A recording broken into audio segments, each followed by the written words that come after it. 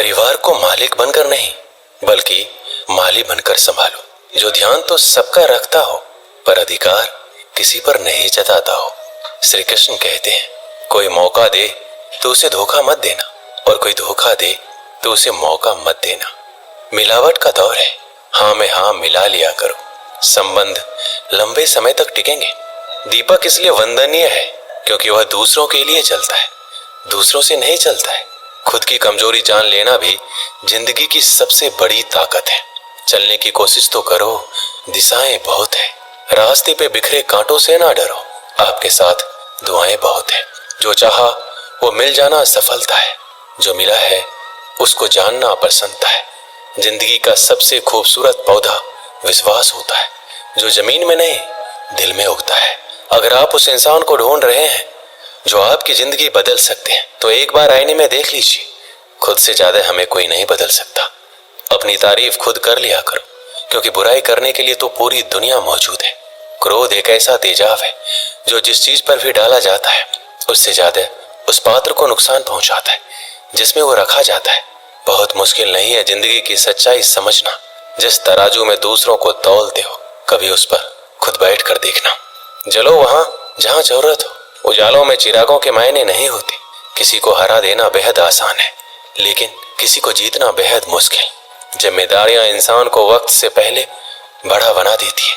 समय वह है जिसे हम सबसे ज्यादा चाहते हैं, पर जिसे हम सबसे गलत तरीके से उपयोग भी करते हैं।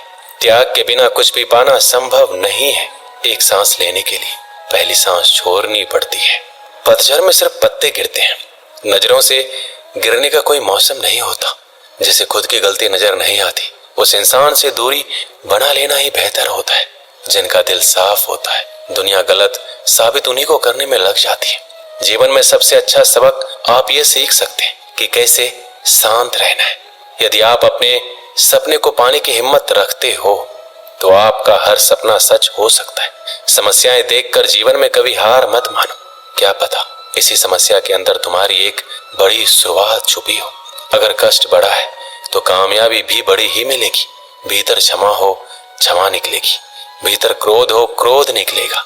भीतर प्रार्थना हो तो प्रार्थना निकलेगी। नफरत हो तो नफरत। इसलिए जब भी कुछ बाहर निकले तो दूसरों को दोषी मत ठहराना। आशा और विश्वास कभी गलत नहीं होती, बस ये हम पर निर्भर करता है कि हमने किससे आशा और किस पर विश्वास करना है। विचारों की खूबसूरती कहीं से भी मिले चुरा लो, क्योंकि चेहरे की खूबसूरती तो उम्र के साथ बदल जाती है, मगर विचारों की खूबसूरती हमेशा दिलों में अमर रहती है। जब हम कोई भी कार्य भगवान की याद में रहकर करते हैं तो उसमें भगवान की शक्तियां हमारी मदद करती हैं और हमारी सफलता निश्चित हो जाती है। अपनी परिस्थिति परमात्मा को सौंप दीजिए, क्योंकि जितना आप जीवन भर में कर सकते हैं उससे कहीं ज्यादा वो एक पल में कर सकते हैं। जिस इंसान को भगवान पसंद करते हैं, जिसे वो अपना खास बनाना चाहते हैं, उन्हें वो हमेशा असफल रखते हैं, हमेशा उनकी जिंदगी में मुसीबत डालते हैं। अगर आप हार रहे हो तो ये बड़ा संकेत है कि भगवान के उन खास इंसानों में से आप एक हो जिन्हें वो आगे पहुंचाना चाहते हैं। दुनिया में कुछ ऐसे इंसान होते हैं जिन्हें आप कितना भी प्यार मान सम्मान दो, फिर भी क्या करते हैं, सिर्फ धोखा ही देते हैं। क्योंकि आप लोगों की फितरत कभी नहीं बदल सकते। पत्नी पसंद से मिलती है, मगर माँ बाप तो पुण्य से मिलते हैं। उनकी परवाह मत करो जिनका विश्वास वक्त के साथ बदल जाए। परवाह सदा उनकी करो जिनका विश्वास आप पर तब भी बना रहे जब आपका वक्त बदल जाए। रिश्ता चाहे जो भी हो, मजबूर नहीं मजबूत होना चाहिए। जीवन में धैर्य अत्यंत महत्वपूर्ण है, क्योंकि यह बात हमेशा याद रखिए, बूंद बूंद पानी से ही घड़ा भरता है। मन की सच्चाई और अच्छाई कभी व्यर्थ नहीं जाती। ये वो पूजा है जिसकी खोज ईश्वर खुद करते हैं। सुख हमारे अहंकार की परीक्षा लेता है, जबकि दुख हमारे धैर्य की। दोनों परीक्षाओं में उत्तीर्ण होकर ही हमारा जीवन सफल होता है। प्यार और सम्मान दो ऐसे उपहार है, अगर आप सभी को देने लग जाओ तो बेजुबान भी चुप जाते हैं। जिस दिन तुम्हें अपना मूल्य पता लग गया, उस दिन के बाद तुम किसी के द्वारा की गई निंदा या प्रशंसा से कोई फर्क नहीं पड़ेगा। संपूर्ण संसार में दुख से बड़ा कोई मित्र नहीं, क्योंकि दुख ही है जो इंसान को ईश्वर की याद दिलाता है। अच्छे व्यक्ति को समझने के लिए अच्छा हृदय चाहिए, ना कि अच्छा दिमाग, क्योंकि दिमाग हमेशा तर्क करेगा और हृदय हमेशा प्रेम भाव दिखेगा। सत्य केवल उन लोगों के लिए कड़वा होता है जो लोग झूठ बोलने के आदी हो चुके हैं। हर अनुभव कुछ ना कुछ सिखाता है, इसलिए हर अनुभव महत्वपूर्ण है। हम अपनी गलतियों से भी सीख सकते हैं। पेट में गया हुआ विष केवल एक मनुष्य को मारता है, परंतु कान में गया हुआ विष कई संबंधों को मार देता है। अपनी नजर हमेशा उस चीज पर रखो जिसे तुम पाना चाहते हो, उस पर नहीं जिसे तुम खो चुके हो। इंसान की आदत है, नहीं मिला तो सब्र नहीं करता, और मिल जाए तो कदर नहीं करता। जिंदगी में सब लोग दोस्त या रिश्तेदार बनकर नहीं आते, कुछ लोग सबक बनकर भी आते हैं। पीठ हमेशा मजबूत रखनी चाहिए, क्योंकि शाबाशी और धोखा दोनों ही पीछे से मिलते हैं। कुछ लोग आपसे इसलिए भी नफरत करने लग जाते हैं क्योंकि आपकी सही बातें उन्हें कड़वी लग जाती हैं। जो साथ रहकर भी किसी के हो, वो दूर रहे तो ही अच्छा है। किस्मत सिर्फ मेहनत से बदलती है, बैठकर सोचते रहने से नहीं। सिर्फ उसी के सामने झुको, वो किसी के सामने तुम्हें झुकने नहीं देगा। श्री कृष्ण कहते हैं, करने दो जो आपकी बुराई करते हैं। ऐसी छोटी छोटी बातें तो सिर्फ छोटे लोग ही करते हैं। सिर्फ धोखा देना ही धोखा नहीं होता, लेकिन किसी के साथ अपनेपन का नाटक करना, ये बहुत ही बड़ा धोखा होता है। जो आपकी सही बातों का भी गलत मतलब निकालते हैं, उनको सफाई देने में अपना वक्त बर्बाद मत करो। एक दिन शिकायत आपको वक्त से नहीं बल्कि खुद से होगी कि एक खूबसूरत जिंदगी आपके सामने थी और आप दुनियादारी में उलझे रहे। एक बार माफ करके अच्छे बन जाओ, परंतु दोबारा उस इंसान पर भरोसा करके बेवकूफ मत बनो। अपने तो वो होते हैं जिन्हें आपके दर्द का एहसास हो, वरना हाल चाल तो रोड पर आते जाते लोग भी पूछ लेते। मेहनत का फल और समस्याओं का हल देरी से ही सही पर मिलता जरूर है। जब आप दूसरों का अच्छा चाहते हैं तो वही चीजें आपके जीवन में वापस आती है। यही प्रकृति का नियम है। टूटी हुई चीजें सबसे ज्यादा तकलीफ देती है, जैसे भरोसा, दिल, नींद और सबसे अधिक उम्मीद।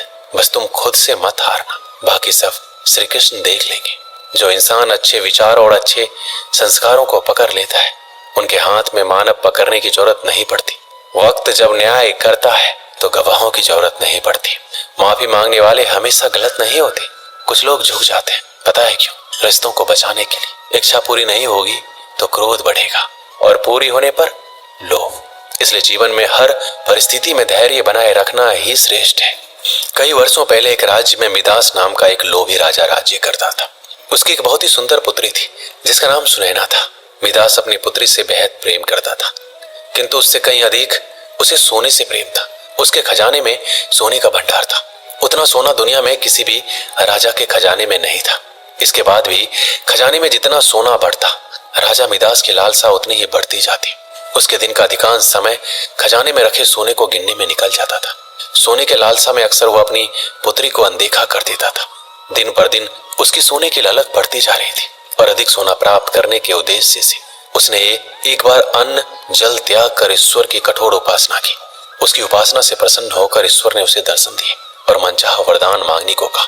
मिदास बोला, हे ईश्वर, मुझे वरदान दीजिए कि मैं जिस भी वस्तु को छूं वो सोना ही बन जाए। ईश्वर मिदास की लालसा समझ रहे थे। वरदान देने के पूर्व उन्होंने पूछा, राजन, क्या ये वरदान मांगने के पूर्व तुमने अच्छी तरह विचार कर लिया है?